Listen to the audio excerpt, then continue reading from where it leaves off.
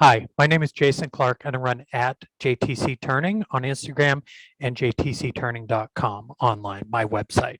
Today, I'm going to show you a quick demonstration video of how I turn this, one of my holiday cookies, a Hershey's Kiss cookie. Before we get started making shavings, I do want to take just a second to talk about lathe safety. For safety purposes, I remove my watch, my wedding ring, and my hair. I'm not wearing long sleeves or gloves. I'm not wearing a hoodie with drawstrings that hang down or a necklace or jewelry of any kind. Even my microphone cord has been run down through the back of the inside of my smock. There's nothing that could get wrapped around the spindle on the lathe. I'm going to make a habit of starting the lathe with the speed turned all the way down, turn the lathe on, and then slowly turn the speed up to a safe operating speed. If I was turning a pen in my shop last night at 3,200 RPM, and I come out the next day and I put a 16-inch ball blank on the lathe, bad things are going to happen. You can always turn the speed up, but you may not be able to turn it down safely. I'm also going to rotate the workpiece by hand anytime I mount a new workpiece, adjust the workpiece, or adjust my tool rest. And I will also be wearing a full face shield at all times. A little bit later, we're also going to be doing a little bit of burning, in this case with a torch rather than a wood burner. So I also have a fire extinguisher handy just in case.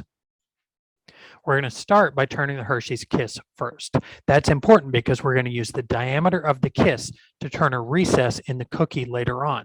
We'll then use that recess to expand a small set of pin jaws to hold the piece so we can finish off the bottom. Once the Hershey's Kiss is glued in, there's no evidence of how the piece was held on the lathe. With the piece mounted on the lathe between centers and a spindle orientation, I'm going to use a spindle roughing gouge to turn it down to a true cylinder. Next, I'll use a parting tool to turn a small tenon on each end. Finally, I'll use a thin parting tool to cut the piece in half. I'll have enough for 2 Hershey's Kisses from this one blank. With my blank cut in half, I have enough to make 2 Hershey's Kisses. Now, while I still have my drive center and my live center in place, I'm going to turn the back side of the cookie. We're going to turn it around and put a small tenon on what will eventually be the bottom of the cookie. With the side grain cookie blank mounted between centers, I'll use a bowl gouge to turn it to a true cylinder and turn a small tenon on the bottom. I want a very slight dovetail shape, a nice sharp corner, and a nice flat shoulder. With one of the Hershey's Kisses blanks mounted in a set of pin jaws, I'm now ready to turn the first Hershey's Kiss. I'm looking for it to be a little over 1 inch tall and a little over 1 inch diameter with that very classic Hershey Kiss shape. I'm using a 3/8 inch spindle gouge to turn the Hershey's Kiss. Every cut goes from a larger diameter to a smaller diameter.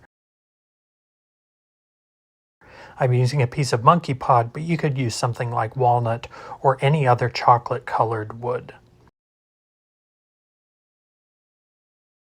A little bit of sanding with some 220 and 320 grit sandpaper and a coat of oil, and the Hershey's Kiss is done.